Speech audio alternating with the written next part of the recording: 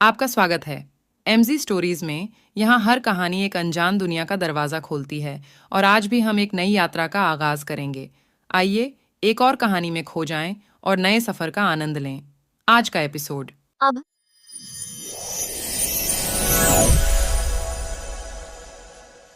रोहन ने टीना को बैग पर दबा दिया और कहा, क्या मैं तुम्हारे कपड़े फाड़ दूं? टीना की आंखें बड़ी हो गई और डर से कांपने लगी। उसका चेहरा पीला पड़ चुका था। टीना के मन में सबसे पहला नाम आया, Kabir. Please help me, please help, उद्धरण अल्पविराम डॉट। लेकिन ये तो उसके मन में था। कबीर तक उसकी पुकार नहीं पहुंचने वाला था। टीना ने आपको समेट लिया ताकि रोहन कुछ न कर पाए, लेकिन रोहन ने जो कहा था वो उसने किया। उसने चिल्लाते हुए कहा, टीना, अगर तुम यही चाहती हो तो ठीक है। अब वो टीना के कपड़ों पकड़कर खींचने लगा। वही टीना का डर बढ़ गया। वो चीखने चिल्लाने लगी और खुद को बचाने की कोशिश करने लगी, लेकिन वो कुछ नहीं कर पा रही थी। तभी रोहन ने उसे अपनी तरफ किया और किस कर लिया। टीना का तो दिमाग ही घूम गया। उसका जोर लगाना रोहन को पागल बना रहा था। उसे सेक्सुअली अराउज करने लगा। उसकी आंखों की चमक काली पड़ती जा रही थी। टीना ने उसके होठों को काटा, लेकिन रोहन ने उसे छोड़ा नहीं। डेटिंग के टाइम भी दोनों कभी इतना इंटीमेट नहीं हुए जितना आज थे। रोहन ने टीना के होठों को छोड़ दिया और अपने होठों से बहते खून को लिक किया और हंसते हुए कहा, तुम्हें रफ होना पसंद है न? टीना चिल्ला रही थी, उसे छोड़ने को कह रही थी।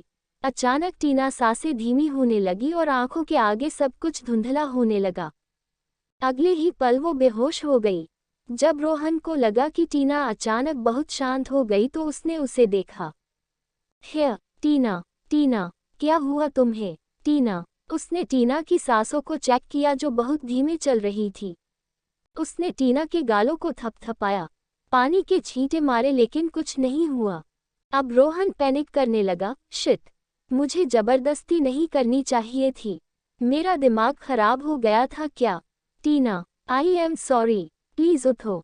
लेकिन टीना के शरीर में कोई हरकत नहीं हुई। वो फौरन बाहर आया और होस्टेस से पूछा, और कितना टाइम लगेगा? होस्टेस को आवाजें बाहर तक सुनाई दे रही थी और डर से थर थर कांप रही थी। रोहन की गुस्सैल ठंडी आवाज सुनकर होस्टेस को बस हार्ट अटैक आने ही वाला था। लेकिन उसने कांपती आवाज में घड़ी देखी और कहा, 25 मिनट सर। ओके, मेरे घर डॉक्टर को रेडी रहने के लिए इन्फॉर्म कर दो। गोवा का हर कोना उसकी टेरिटरी है। वो कुछ भी कर सकता है। एक बार टीना को वो अपने घर ले जाए, उसके बाद दुनिया की कोई ताकत उससे टीना को अलग नहीं कर सकती। ऐसा रोहन सोचता है, लेकिन उसे नहीं पता, कबीर की टेरिटरी पूरा ईस्ट एशिया है। गोवा तो बस छोटी सी जगह है। कबीर और अर्थ गोवा पहले ही पहुंच चुके थे। जितना टाइम नॉर्मल प्लेन से लगता था उसका आधे से थोड़ा ज्यादा उसकी हाई स्पीड प्लेन से लगता था।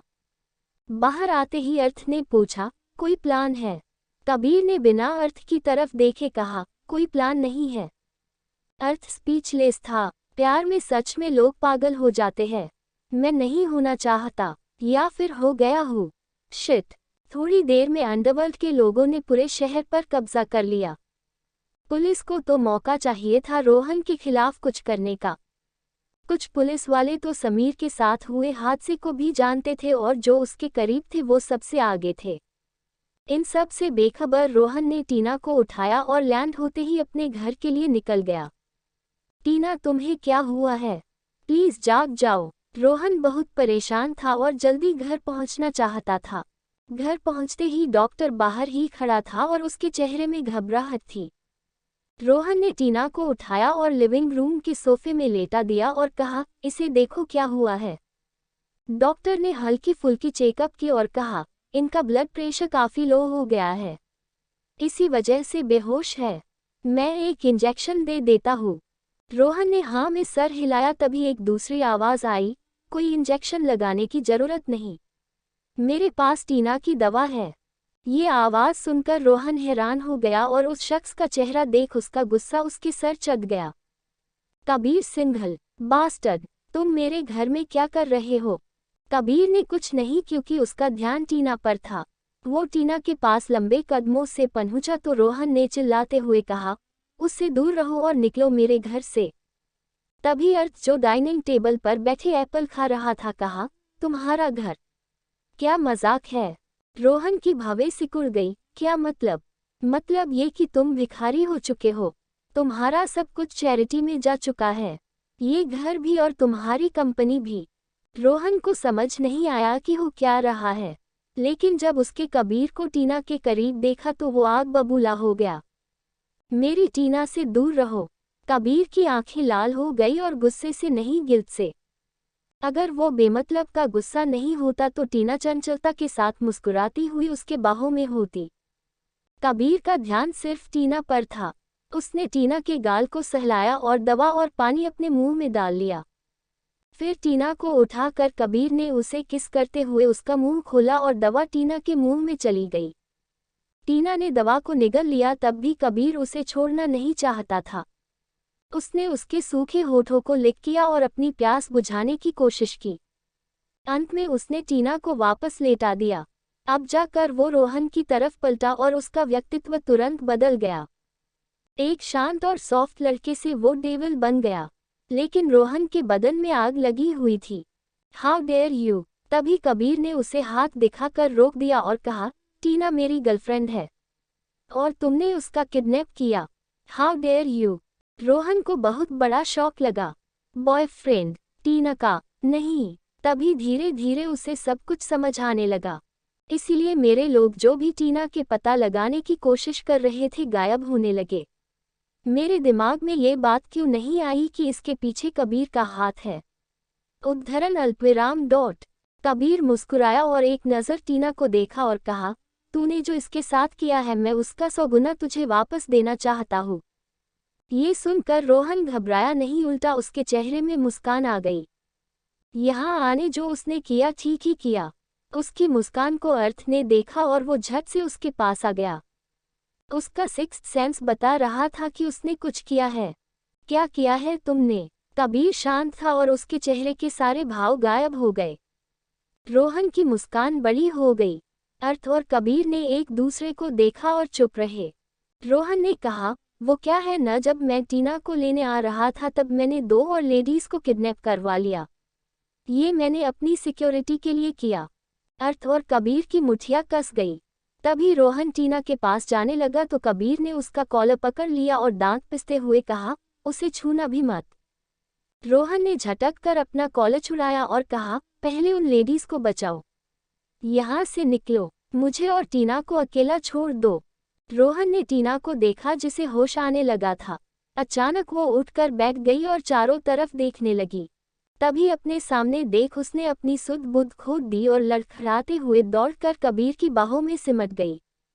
वो बहुत जोर से रोने लगी। कबीर, कबीर, तुम सच में हो? मुझे लगा तुम गुस्सा हो।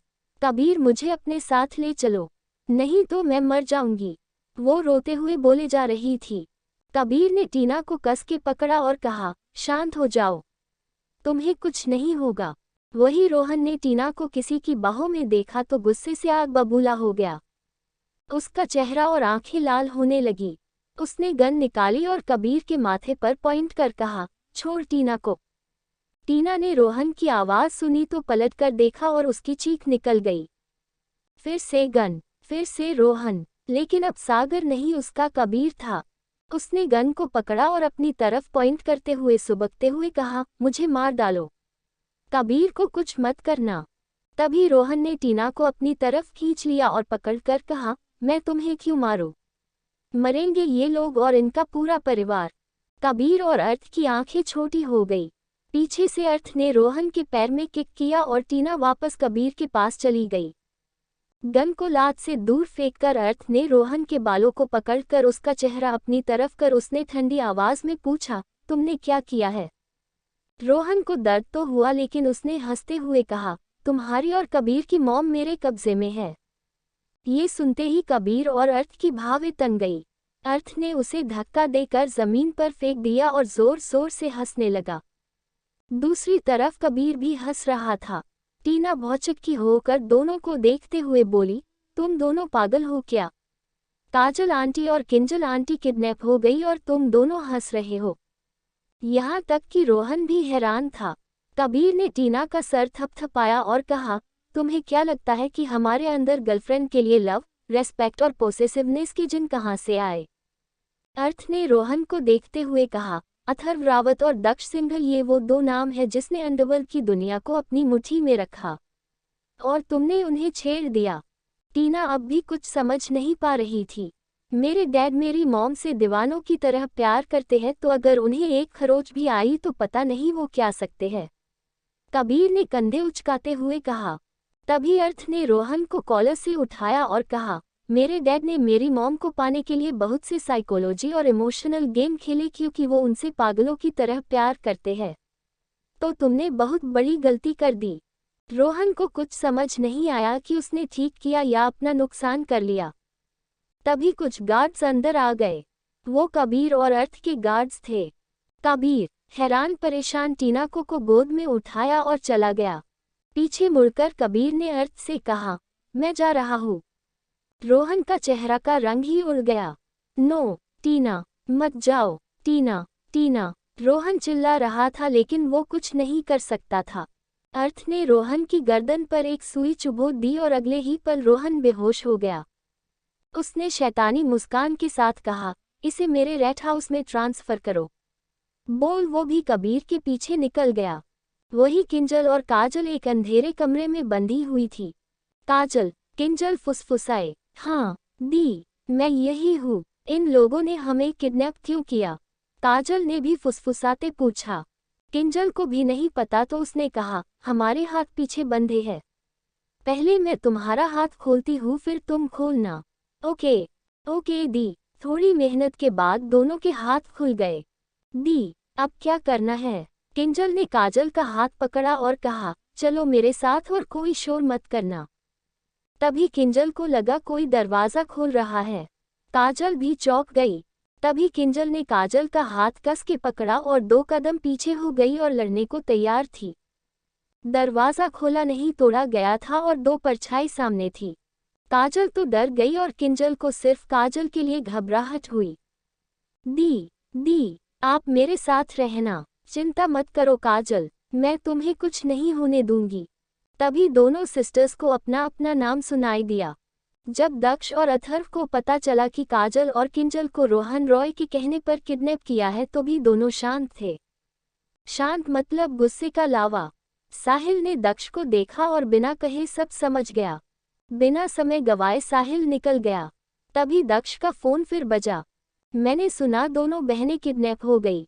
अथर्व ने आने हाई टेक गन को अपने पॉकेट में रखते हुए कहा। तो तुम क्या करने वाले हो? अथर्व ने हंसते हुए कहा, वेल, बेचारे किडनैपर्स। दक्ष ने होठ सिकोड़ लिए। अल्पविराम। किंजल की कार के लोकेशन से सब तरफ के कैमरा चेक किए गए और ठिकाना भी पता चल गया।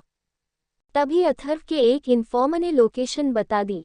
फोन में दक्ष ने सुना और कहा, 10 मिनट में वहीं मिलते हैं। अब उन दोनों को कौन रोक सकता था? किडनैपर्स के लीडर ने दक्ष और अथर्व को देखा और दुम दबाकर भाग गए। लो, ये तो बहुत आसान था।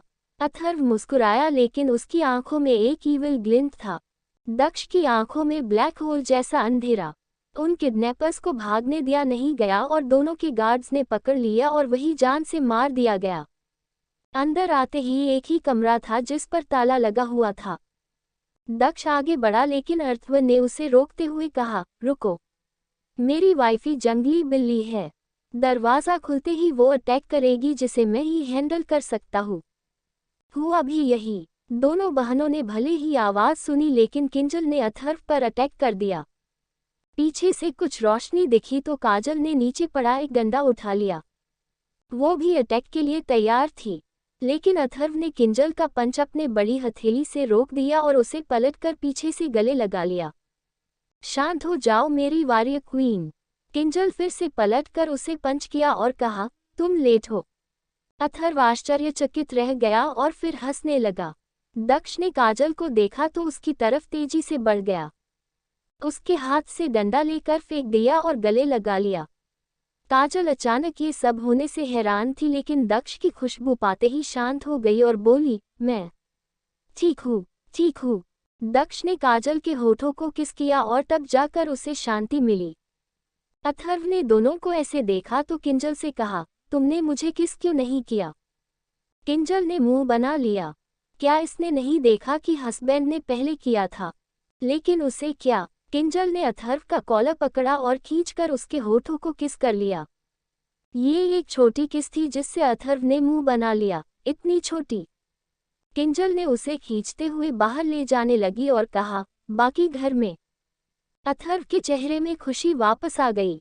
अथर्व और किंजल को बाहर जाता देख काजल ने भी दक्ष को खींचे और किस किया।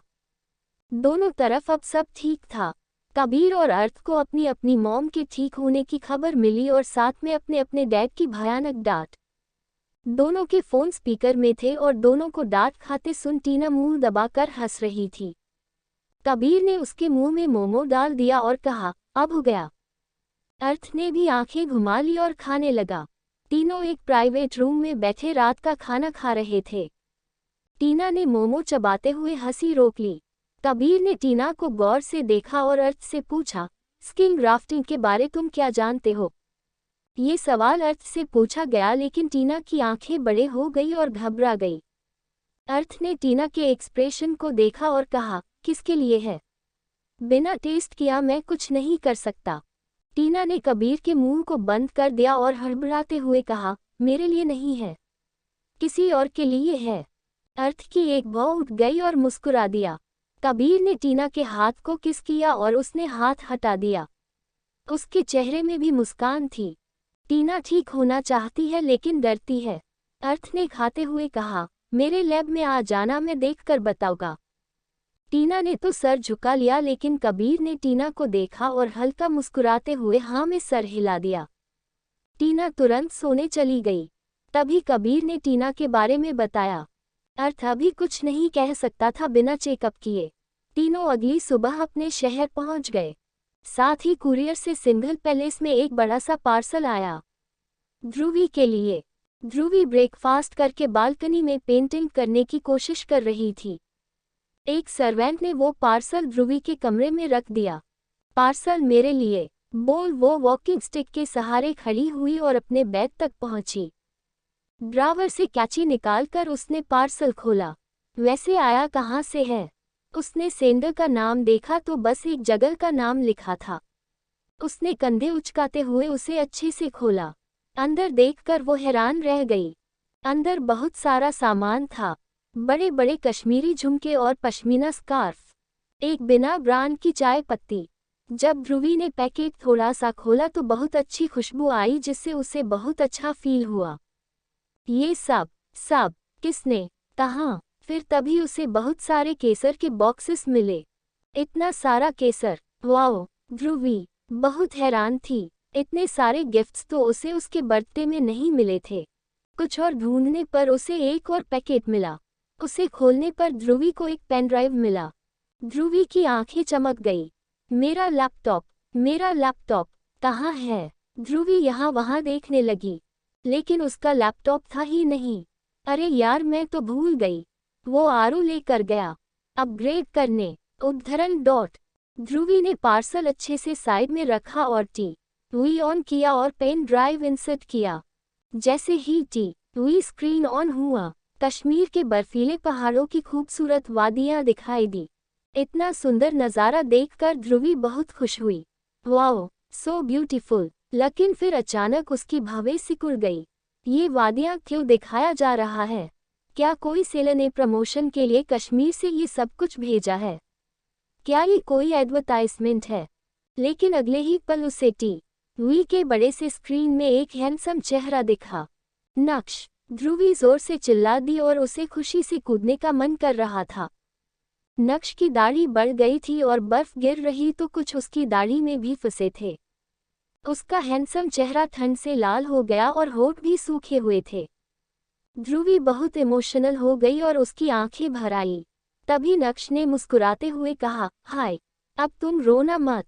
ध्रुवी ने भवें सिकोड़ ली और फिर मुस्कुरा दी। तो बताओ मेरे गिफ्ट्स कैसे लगे? ध्रुवी ने मुस्कुराते हुए कहा, बहुत अच्छा, मुझे पता था तुम्हें पसंद आएगा। ध्रुवी ने मुंह बना लिया। जैसे इसे पता है कि मैं यही कहने वाली हूँ। तुम तो कन्फेस करके भाग गई और मुझे मौका ही नहीं दिया। तभी उन वादियों में नक्श चिल्ला उठा, ध्रुवी, आई लव यू। उसकी आवाज़ गूंज रही थी। ध्रुवी का दिल जोर जोर से धड़कने लगा। उसने फुसफुसाते हुए कहा, आई लव यू टू। अब तो उसके आंसू रुके ही नहीं और गिर पड़े। ध्रुवी, ये जगह बहुत खूबसूरत है लेकिन यहाँ सिविलियन का आना मना है। मैंने बहुत रिक्वेस्ट कर ये वीडियो बनाया है।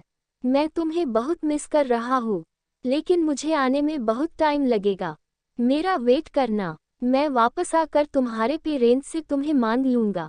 ध्रुवी को समझ में नहीं आया कि वो क्या रिएक्ट करे, लेकिन अगले ही पल वो शर्म से लाल हो गई। यहाँ बहुत ठंड है, -20 डिग्री। नक्श कुछ कहता उससे पहले दूर से ब्लास्ट होने की आवाज़ आई। ध्रुवी हड़बड़ा गई और नक्श ने हंसते हुए कहा, डोंट वरी, ये तो हमेशा का है। अब मैं रिकॉर्डिंग एंड करता हूँ। मुझे मिस करते रहना, मुझे प्यार करते रहना, आई लव यू। और वीडियो बंद हो गया। ध्रुवी ने स्क्रीन में नक्श का चेहरा देखा और वी स्क्रीन पर हाथ फेरते हुए कहा, I love you too. Rawat mansion. Arth अपने लैब में था और एक असिस्टेंट ने आकर कहा, सर, मिस तान्या आई है, उसे अंदर भेजो। तान्या ने व्हाइट कोट पहना था और झांकते हुए अंदर आई और कहा, गुड मॉर्निंग सर। अर्थ की भावें चढ़ गई। सर। तान्या ने कुछ नहीं कहा। अचानक अर्थ को याद आया कि टीना की किडनैपिंग को लेकर वो तान्या से रूड हो गया था। अर्थ उठा और तान्या को चेयर पर बैठा कर कहा, सॉरी यार, मुझे चिंता हो गई थी। तान्या ने अभी भी कुछ नहीं कहा तो अर्थ ने उसके नाक पर टैप करते हुए कहा, समाज सेविका बनना बंद करो, तुम्हें कुछ हो जाता तो। तान्या की आंखें छोटी हो गई और बोली, अगर मैं नहीं करती तो उस दिन मैं किंजल आंटी के लिए भी कुछ नहीं करती। क्या होता जब मैं डर से वापस चले जाती। अचानक अर्थ की मुस्कान गायब हो गई और वो सीरियस हो गया और नर्वसली कहा, मॉम की जान बचाने के लिए थैंक्स, लेकिन तुम्हें तुरंत मुझे फ़ोन करना चाहिए था। अर्थ ने तान्या के चेहरे को अपने हाथ में ले लिया और कहा, मैं तुम्हें खोना नहीं चाहता। I love you. तान्या सन रह गई। क्या इसने मुझे प्रोपोज किया? उद्धरण डॉट। तान्या आगे कुछ बोलती उससे पहले दरवाजे पर दस्तक हुई। अर्थ चीर गया और हैरान तान्या से कहा, इसका जवाब मुझे बाद में देना पड़ेगा। उसने अंदर आने को कहा तो कबीर और टीना अंदर आए। अर्थ का चेहरा काला पड़ा हुआ था और टीना का चेहरा लाल। टीना ने दोनों को देखा और कहा, क्या हमने तुम्हारे रोमांस को डिस्टर्ब किया? तान्या चौंक गई और टीना को देखा। उसने टीना की बातों को प्रोसेस किया और झट से ना में सर हिलाकर कहा, नहीं टीना दी, आप यहाँ क्यों हैं? तभी कबीर ने तान्या से पूछा, तुम कॉलेज न जाके यहाँ क्यों हो? इसका जवाब अर्थ ने दिया, मैंने तान्या को अपना असिस्टेंट अपॉइंट किया है।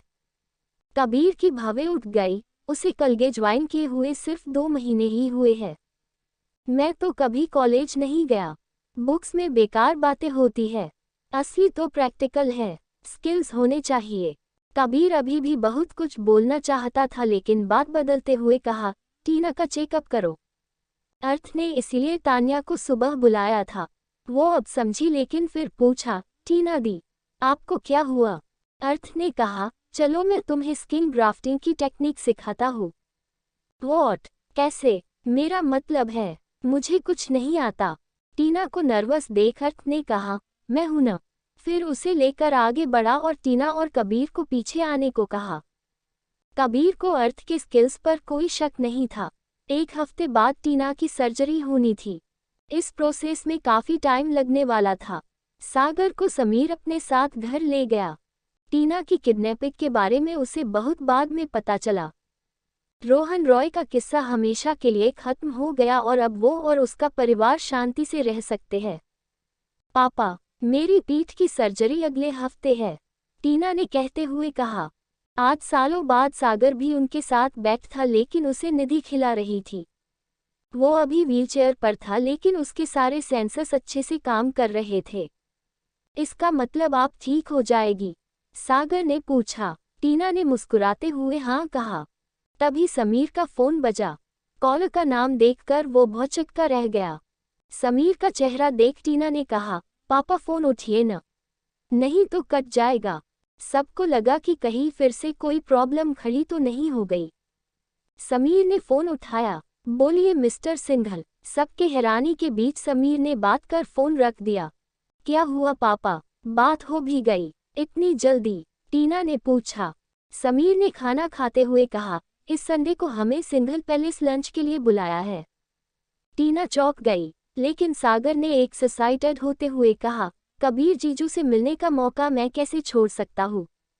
टीना शर्म से लाल हो गई जब सागर ने कबीर को जीजू कहा। समीर ने अपनी बेटी के लाल चेहरे को देखा और लंबी आह भरी। मेरी गुड़िया बड़ी हो गई। उद्धरण डॉट।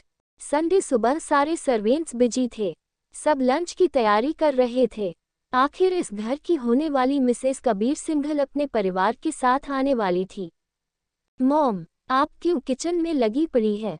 आराम कीजिए। काजल ने राधिका को बाहर खींच लिया। हमेशा की तरह सारी स्वीट्स और पनीर टीना की शॉप से ही आई। आखिर उस शॉप की स्वीट्स का टेस्ट बड़े बड़े शेफ को भी फेल कर देता था। ध्रुवी अब बिना सहारे के चलने फिरने लगी थी, लेकिन धीरे धीरे। आज तो राणा फैमिली भी सिंघल पैलेस में थी। आधान को छोड़कर सब आए थे। अनिका, आधान क्यों नहीं आया? काजल ने पूछा। अनिका ने झुंझलाते हुए कहा, वो मेरी बात सुनता कहाँ है।